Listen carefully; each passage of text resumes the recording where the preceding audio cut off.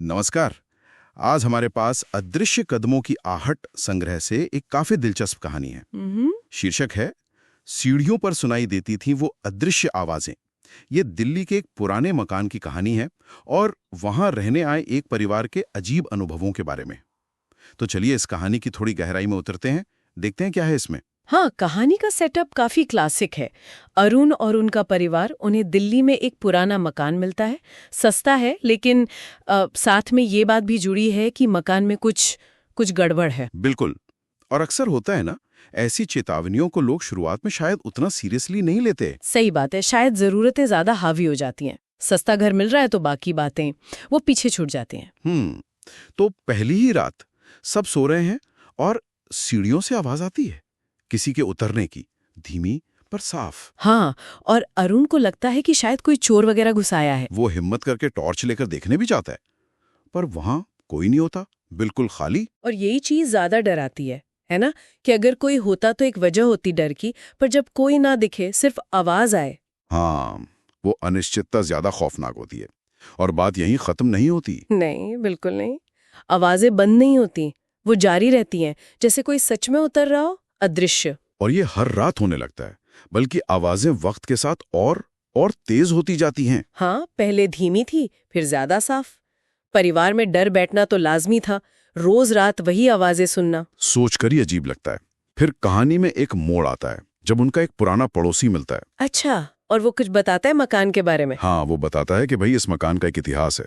करीब 15 साल पहले ओके। एक बुजुर्ग आदमी यहीं रहते थे और एक रात वो सीढ़ियों से नीचे उतर रहे थे कि उन्हें दिल का दौरा पड़ा। ओहो। और उनकी मौत वहीं सीढ़ियों पर हो गई। हाँ, वहीं पर उतरते हुए। तो मतलब ये जो आवाजें थीं, ये उसी घटना से जुड़ गई। बिल्कुल। लोगों में ये बात बैठ गई कि उस आदमी की आत्मा शायद अब भी वहीं भटकती है, उन्हीं सीढ़ियों पर। ये जानकारी तो इसने उन आवाजों को एक तरह से एक चेहरा दे दिया, एक कहानी दे दी। सही कहा। और ये पता चलने के बाद अरुण और उनके परिवार का क्या रिएक्शन था?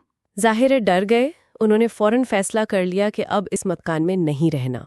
हाँ, वो डर अब सिर्फ अनजाना नहीं रहा था, उसका एक स्रोत पता चल गया था, भले ही वो आत्मा की कहानी हो। बिल्कुल। वो कहानी सुनने के बाद वहां एक पल भी रुकना शायद उनके लिए मुमकिन नहीं रहा होगा। लेकिन कहानी का अंत वो और भी ज्यादा रहस्यमयी है। अच्छा, क्या हुआ अंत में? जब वो लोग जाने की तैयारी कर रहे हैं, सामान पैक हो रहा है, तभी अरुण की पत्नी फुसफुसाती है। क्या कहती है? वो कहती है, रुको, सुनो, वो आज फिर आ रहा है, सीढ़ियों पर। ओह, मतलब जाने वाले दिन भी? हाँ, और कहानी बस यही खत्म हो जाती है।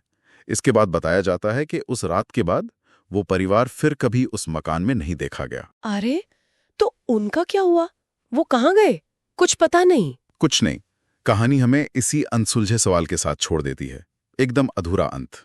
ये तो वाकई में डरावना है। ये खुला अंत कहानी के असर को और ज्यादा गहरा बना देता है। तो इस पूरी कहानी से क्या समझ आता है? एक पुराना मकान, अनसुनी आवाजें, मौत का साया और फिर एक गायब हो जाने वाला परिवार।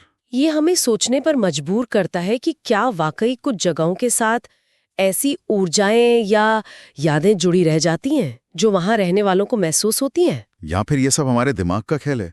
डर, सुनी सुनाई बातें, माहौल, ये सब मिलकर हमें वो चीजें महसूस कराते हैं जो शायद हैं ही नहीं। ये एक बड़ा सवाल है।